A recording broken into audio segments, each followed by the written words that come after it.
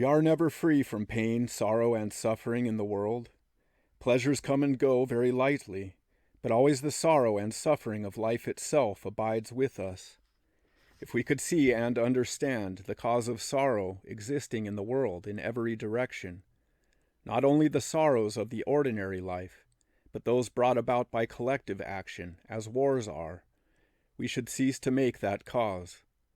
We have assumed that all these sorrows are due to external causes, to some higher being or beings, or to some outside laws of the universe, never to ourselves. And because we have never brought it home to ourselves that we are in any way connected with the causes of sorrow which come our way, we go on looking for something external to relieve us of those sorrows. Not all the religions that have ever existed on the face of the earth, not all that the sciences have so far achieved or may achieve, will ever give us that knowledge, because the cause of sorrow does not lie outside, it lies within each one. Each one contains within himself the power to cause sorrow. He also has the power to cause its cessation. The wisdom of the ages explains the cause of sorrow. It teaches that each being is spirit, that the power of spirit is illimitable, although we limit it because we assume that it is limited, that the changeless spirit in the heart of every being is behind every form, the cause and sustainer of all forms, that spirit is the force behind evolution, and also the force that rules and relates all things of whatever grade, that every being is the result of an unfoldment from within outwards, of a desire for greater and greater expression. But we who have reached this stage of self-consciousness, unlike the lower kingdoms, now have the power of choice and can draw upon that illimitable source of our being and realize it while we live in a mortal and ever-changing body. Desire, in a limited way, with regard to the personality, is the cause of all sin, sorrow, and suffering. Such desire is based on selfish thought. It is not what others desire. It heeds not any other urge than its own. The unfulfilled desires it is that hurt us. Yet do the fulfilled desires give us happiness? Never. For so soon as they are achieved, there begins a further desire for something more, something greater. With many conflicting desires, then, we live upon each other, we prey upon each other, we devour each other, we injure each other in every way. There is no necessity for all this. It never was the original plan, the original nature of the development of man. There is never any need to desire. All our woes are self-inflicted. The very inherent power of spirit has plunged us into them and maintains us in them. Yet, misery, sorrow, and suffering have a mission. It is usually only the misery we bring upon ourselves that makes us stop doing wrong, to look around and ask and see what is right. It is by our mistakes we learn to see the difference between right and wrong, and in seeing that difference is the whole story of progress. We have to be able to tell the difference. It is only through the opposites, the perception of them and the employment of them, that any being can grow at all. There has always to be duality in nature. All human beings are one in spirit, dual in expression. Always there is the actor and something to act upon. Always there are the two, the spirit and matter, not two separate things, but two aspects of one and the same thing.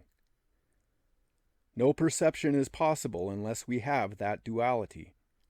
We have to experience darkness first in order to see light, and so with the opposites of pleasure and pain. Without pain we could not understand pleasure. Without pleasure we could not understand pain. What lies behind all advance in intelligence, from the lowest to the highest, is perception gained by that which acts from that which is acted upon. Law rules everywhere in nature in accord with the basis of duality. We call it the law of periodicity, but it is simply a statement of karma, or action and reaction. What we call the laws of the elements are in reality but perceptions of the actions and reactions of various grades of intelligences. What we call our seasons and all the cycles of time or of individuals are covered by that law, reaction from action previously sent forth. The people who form a nation are people who were together in other times. Their collective actions have brought them the same collective reactions. Every thought we have has its return of impression. Every feeling we have has its return. All react upon us, coming back either impoverished or enriched. Thus, with the power to produce any kind of effect resident in us, we can understand the power of false, mistaken ideas. We can sustain these ideas interminably by the law of return of impression, and continually suffer reactions from them. The whole power of spirit used in the wrong direction, in ignorance of our own nature and the nature of beings in general, creates sorrow of every kind. No one can stop us in our mistaken course so long as we foolishly entertain false ideas. Our evolution has been brought about by us under the laws of our own operation, action and reaction within ourselves, and in no other way. It is a mistake to think that good comes to us from outside quarters. It never does. Whatever good or whatever evil comes is the reaping of what we have sown, in every way and in every circumstance. There are no exceptions. We look for, quote, justice. We are getting it, according to our own thought and action. For let us remember that the plane of action is thought itself, that is to say, ideas. Action is merely the sequence of the concretion of thought. So there is every necessity for us to clear out the rubbish which we hold as ideas. Our minds, as a rule, are found to be made of a bundle of ideas that somebody has handed on to us. We accept the ideas of the race, of the people about us, of this ism or that ology. We call it our mind when in reality we have no mind of our own at all. The mind is the power to receive and to reject. What we receive and what we reject depends upon ourselves, on our ignorance or on our wisdom. There is nothing outside we have to learn, but everything inside. The task we have at hand is to understand our own natures. If any great number of beings in this world should reach the understanding of their own natures, and so exercise their inherent spiritual powers for the benefit of their fellow men, in no long time we should find the misery of the world most wonderfully abated. As was said of old, a little heaven leaveneth the whole lump. And one of our teachers said, "Give me 500 good, earnest, sincere, devoted men and women, and I will move the world." Our success does not depend upon any form of physical evolution, nor upon any form of scientific advancement. These are but means and not ends in themselves. Though did we but know our own real powers, they could be carried to a pitch not yet dreamed of. We must and eventually will carry the civilization of the world to a higher stage than has ever before existed. But that will never be until men realize their own natures and act from that basis. We can go on indefinitely repeating the present thinking and acting, but so long as we do, just so long there will be sin and sorrow and suffering. Never will they cease, nor wars, diseases, pestilences, tornadoes, cyclones, nor earthquakes, for all these come from man's errors. We shall never find a vicarious atonement. We must take the results of what we sow. Recognizing that we are responsible for our own conditions, we must do our best to adjust them. Readjustment can come only through assuming our own spiritual birthright, instead of assuming that we are those unfortunate bodies that are born, live for a while, and die, through the fulfillment of our duties in every direction, as the opportunities are offered us. For we cannot work out our salvation alone. We cannot live alone. We cannot progress alone.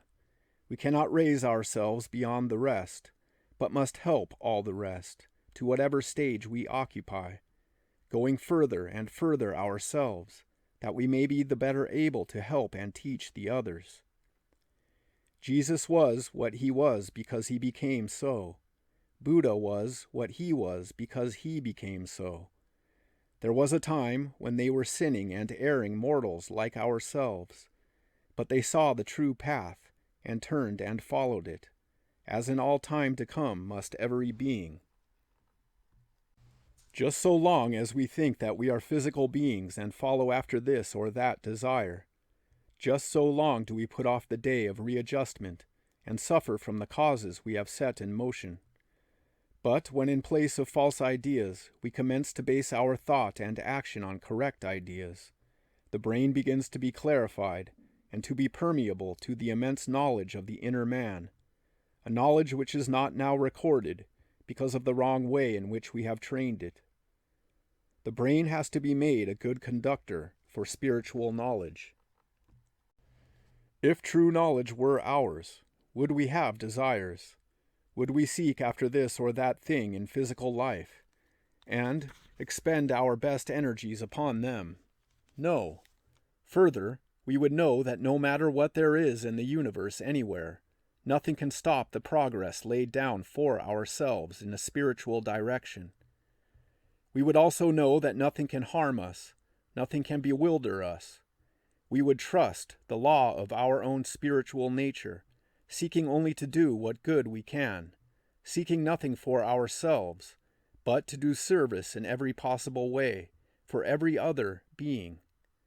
Then we would be in accord with the nature of the whole, and the natures and forces of all beings would carry us along on the stream that brooks no obstacle whatever. Would we be sorrowful?